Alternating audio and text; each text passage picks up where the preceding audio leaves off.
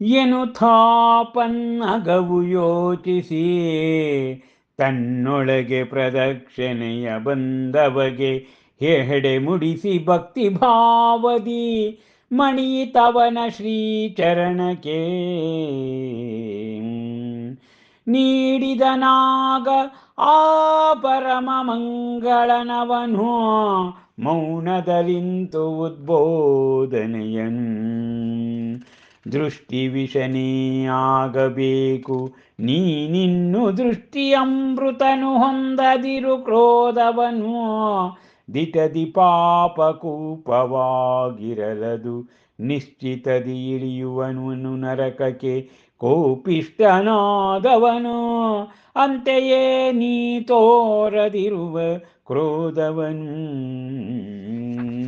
ಕಾರದಿರು ವಿಷವನ್ನು ಯಾರ ಮೇಲೂ ಅಂತಾಗೆ ತೆರೆವುದಾ ಸ್ವರ್ಗದ್ವಾರವು ಇಂತಿರಲು ಕೈಕೊಂಡು ನೀನೀಗ ಅಹಿಂಸಾವ್ರತವನು ಹೊಂದು ಸದ್ಗತಿಯನ್ ನಾಟಲಾ ಪ್ರೇರಣೆಯು ದೃಷ್ಟಿ ವಿಷನ ಮನಕ್ಕೆ ಬಾಳೆಗಿಡಕ್ಕೆ ನೆಟ್ಟ ಬಾಣದಂತೆ ವಂದಿಸಿ ಮತ್ತೊಮ್ಮೆ ಮಹಾವೀರನಿಗೆ ತೆರಳಿತಲ್ಲಿಂದ ಒಡನೆಯದು ದೂರಕ್ಕೆ ಅಂದಿನಿಂದಲೇ ಆ ದೃಷ್ಟಿ ವಿಷನು ನಿಲ್ಲಿಸಿ ಪೂತ್ಕರಿಸುವುದನು ಅಂತೆ ಕಚ್ಚುವುದನು ಕೈಕೊಂಡು ಅಹಿಂಸಾವ್ರತವನು ನೇತು ಬಿದ್ದಿತಲ್ಲಿನ ಪಾಳು ಬಾವಿಯೊಂದಕ್ಕೆ ಕೆಳಮಾಡಿ ಮುಖವನು ಬಳಿಕ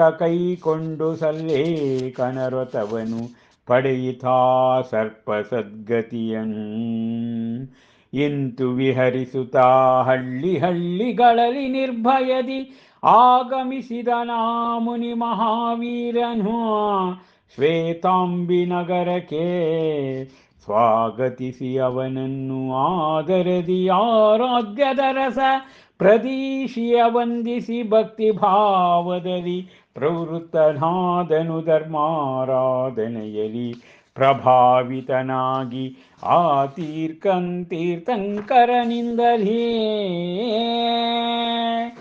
ಮಹಾವೀರ ಮಹಾದರ್ಶನದ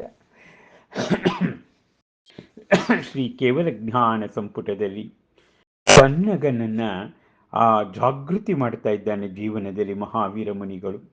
ಪನ್ನಗ ಯೋಚನೆ ಮಾಡ್ತು, ತನ್ನ ಪ್ರದಕ್ಷಿಣೆ ಮಾಡಿ ಬಂದಂತಹ ಆ ಮಹಾವೀರ ಮುನಿಗೂ ಹೆಡೆಯನ್ನು ಮುಡಿಸಿ ಭಕ್ತಿ ಭಾವದಿಂದ ಅವನ ಪಾದಾಬ್ಜಕ್ಕೆ ಶರಣಾಯಿತು. ಆಗ ಪರಮ ಮಂಗಳವನ್ನು ಅವನಿಗೆ ಉದ್ಘೋಷ ಮಾಡ್ತಾರೆ. ಆಯ್ತಾ, ದೃಷ್ಟಿ ವಿಷನೇ ಆಗಬೇಕು ನೀನಿನ್ನು, ಆದ್ದರಿಂದ ದೃಷ್ಟಿ ಅಮೃತವನ್ನು ನೀನು, ಒಂದು ಕ್ರೋಧವನ್ನು ನೀನು ಮಾಡ್ಕೋಬೇಡ, ಅದು ಪಾತಾಳಕ್ಕೆ ತಲುಪುತ್ತೆ, ನರಕಕ್ಕೆ ದಾರಿ ಕ್ರೋಧ. ಆದ್ದರಿಂದ ನೀನು ವಿಷವನ್ನು ಯಾರ ಮೇಲೂ ಕೂಡ ಕಾರ್ಬೇಡ ನೀನು, ಆಗ ಕಾರ್ದೇ ಇದ್ರೆ ನೀನು ಸ್ವರ್ಗದ ದ್ವಾರ ತೆಗೆಯುತ್ತೆ, ನೀನೀಗ ಅಹಿಂಸಾವ್ರತವನ್ನು ಪಡೆದುಕೊಂಡು ಸದ್ಗತಿಯನ್ನು ಪಡಿ ಎಂಬುದಾಗಿ ಆಶೀರ್ವಾದ ಮಾಡ್ತಾರಂತೆ ಮಹಾವೀರ ಮುನಿ. ಆಗ ಆ ಮಹಾವೀರ ಮುನಿಯ ವಾಣಿ ಅವನಿಗೆ ಹೇಗೆ ಬಾಳೆಗಿಡಕ್ಕೆ ಒಂದು ಬಾಣವನ್ನು ನೆಟ್ಟಾಗಿ ಚುಚ್ಚಿದಾಗ ಹೇಗಾಗಿತ್ತು ಆ ರೀತಿ ಅವನಿಗೆ ಮನಸ್ಸಿಗೆ ಇದಾಯ್ತು. ಹೌದು, ಮಹಾವೀರ ಮುನಿಗಳು ಹೇಳು ಸರಿ ಅಂಥೇಳಿ ಅಂದಿನಿಂದ ದೃಷ್ಟಿ ವಿಷ, ಆ ದೃಷ್ಟಿ ವಿಷಕಾರುವುದನ್ನು ಬಿಟ್ಬಿಡ್ತು, ಆ ಹಾವು ಇದನ್ನು ಕಚ್ಚೋದನ್ನು ಬಿಡ್ತು, ಅಹಿಂಸಾ ವ್ರತವನ್ನು ತೆಗೆದುಕೊಂಡು ಪಾಳು ಬಾವಿಯೊಂದಿಗೆ ಕೆಳಮಾಡಿ ಮುಖವನ್ನು ಅದು ಕೆಳಗೆ ಬಿದ್ದೋಯ್ತು. ಆಮೇಲೆ ಸಲೇಖ ವ್ರತವನ್ನು ತೆಗೆದುಕೊಂಡು ಆ ಸರ್ಪ ಸದ್ಗತಿಯನ್ನು ಪಡ್ಕೊಳ್ತದಂತೆ.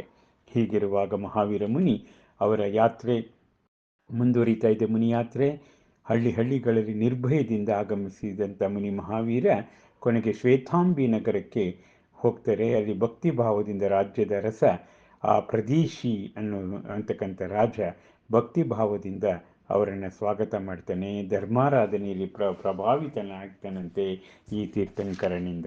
ಅಬ್ಬಬ್ಬಾ, ಇಲ್ಲಿಗೆ ಸೋಪಾನ 4 ಆರಿತಾ ವಿಷಜ್ವಾಲೆ ಅಡಿಯಿತಾ ಗರಳಲಿಲಿ ಎನ್ನುವ ಕಾವ್ಯ ಸಮಾಪ್ತಿಗೊಳ್ಳುತ್ತದೆ. ನಾಳೆ ಸೋಪಾನ 5 ಏಕಿಂತು ಸನ್ಯಾಸಿಯಾಗಿ ಹನಿ ಚಕ್ರವರ್ತಿ ಲಕ್ಷಣವನು ಅನ್ನುವ ಕಾವ್ಯವನ್ನು ತಿಳಿದುಕೊಳ್ಳೋಣ. ಅಬ್ಬಬ್ಬ, ಎಂತಹ ಒಂದು ಪ್ರಸಂಗ. 220 ದಿನಗಳು ಆ ಒಂದು ದಿನವೂ ಕೂಡ ಬಿಡದ ಹಾಗೆ ಇದರ ಕಾವ್ಯದ ರಸಾಮೃತವನ್ನು ನೀವೆಲ್ಲ ಸವಿತಾ ಇದ್ದೀರಿ. ರಸಾಮೃತವನ್ನು ಕೊಟ್ಟಂಥ ಮಹಾಕವಿಗಳನ್ನು ನಾವು ನಿತ್ಯವೂ ನೆನಪಿಸ್ಕೊಳ್ಬೇಕು.